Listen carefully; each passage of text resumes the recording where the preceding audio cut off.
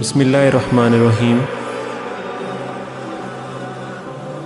السلام علیکم Islamic city کے پیارے دوستوں، ہم امید کرتے ہیں کہ آپ خیریت سے ہوں گے۔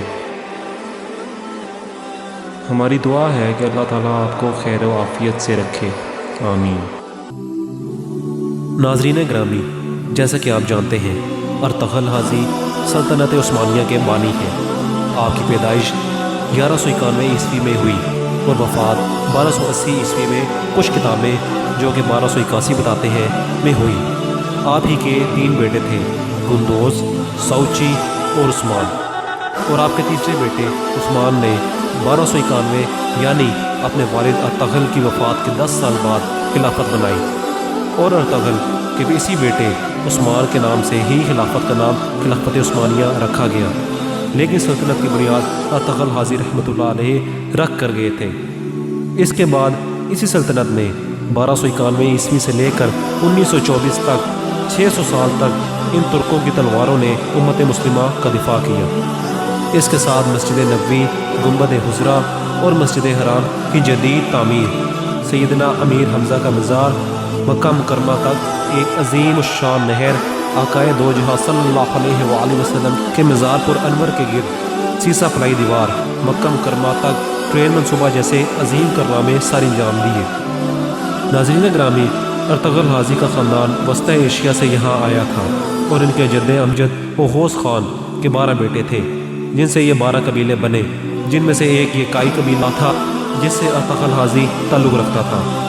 آپ کے والد کا نام سلمان شاہ تھا۔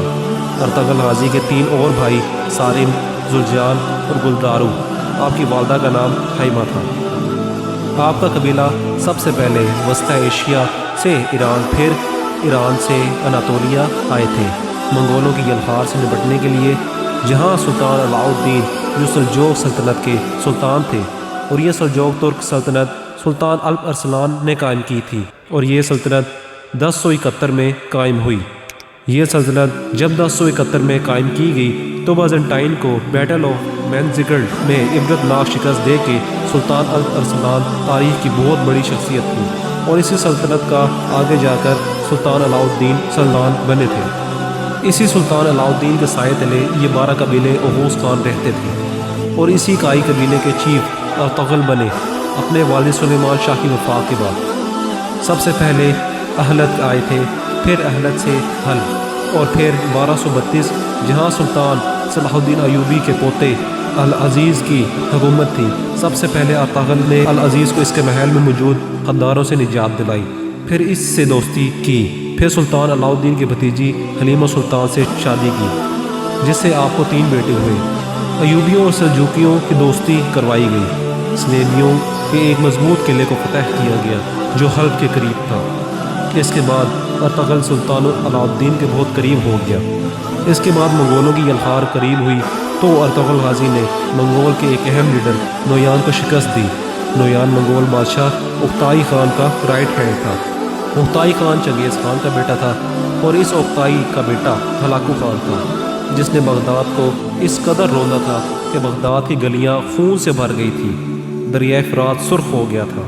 اسی نویان کو شکست ارطغرل حاجی رحمۃ اللہ علیہ نے دی تھی، اور پھر ارطغرل حاجی اپنے کائی قبیلے کو لے کر سوغوت آئے، بالکل قسطنطنیہ کے قریب، اور پہلے وہاں بازنطائن کے ایک اہم قلعے کو فتح کیا، اور یہیں تمام ترک قبیلوں کو اکٹھا کیا، اور سلطان علاء الدین کے بعد آپ کے بیٹے غیاث الدین سلطان بن گئے۔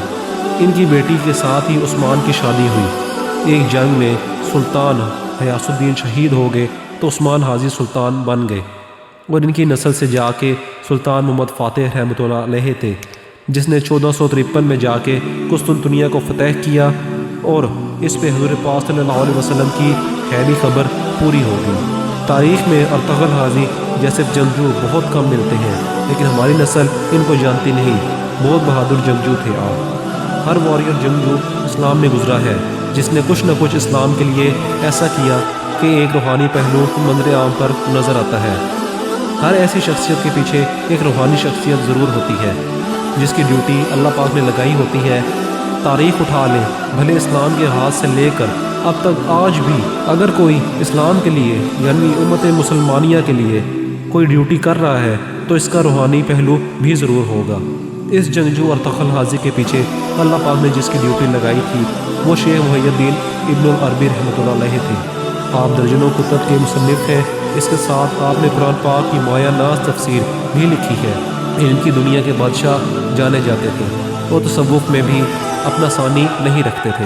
شیخ محی الدین ابن العربی رحمۃ اللہ علیہ اندلس سے ارطغرل غازی کی روحانی مدد کو پہنچے تھے۔ امام ابن العربی نے ارطغرل غازی کو 2 مرتبہ موت کے منہ سے نکالا اور ہر وقت ارطغرل کی روحانی مدد کرتے رہتے تھے۔ اللہ پاک ارطغرل غازی کا رتبہ بلند فرمائے اور ہزاروں رحمتیں ہوں ان پہ، آمین۔ ناظرین گرامی، میری آپ سے التماس ہے کہ اگر آپ کو ہماری آج کی ویڈیو پسند آئی ہے تو اس کو اپنے دوستوں اور احباب یا رشتہ داروں تک ضرور پہنچائیے گا، اور ساتھ ہی ہمارے چینل کو بھی سبسکرائب کر دیجیے گا۔